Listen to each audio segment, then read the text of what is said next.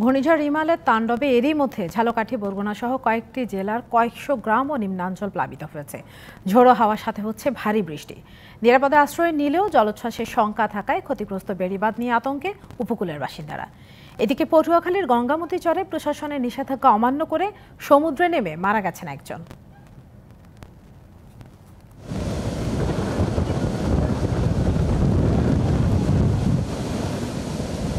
ঘূর্ণিঝড় রিমালের প্রভাবে রবিবার দিনভর উত্তাল বঙ্গোপসাগর। দমকা বাতাসের সাথে ছিল গুড়ি গুড়ি বৃষ্টি। স্বাভাবিকের থেকে অধিক উচ্চতার জোয়ারে ভাসে নদ নদীগুলো। বিকেলে রিমালের অগ্রভাগ আঘাত করে উপকূলীয় এলাকায়, সঙ্গে ছিল ভারী বর্ষণ।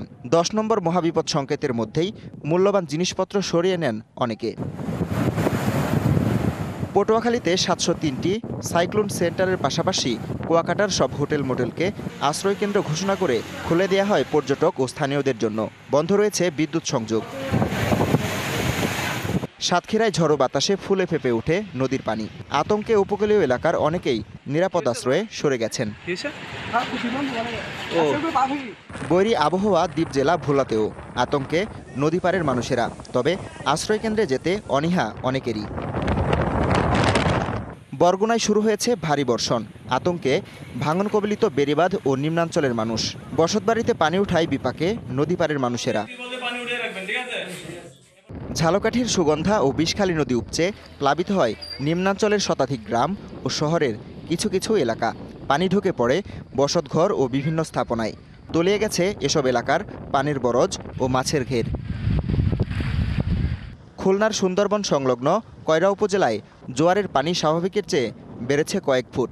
এতেই পানি উঠে যায় বাঁধের কিনারায়। ক্ষতিগ্রস্ত বাঁধ মেরামতে প্রশাসনের সঙ্গে যোগ দেন স্থানীয়রাও। উত্তাল কক্সবাজার সমুদ্র সৈকত। জোয়ারের উচ্চতা স্বাভাবিকের চেয়ে 4 থেকে 6 ফুট বেশি। মহেশখালীতে ভাঙছে বেড়িবাঁধ ও ঝাউবন।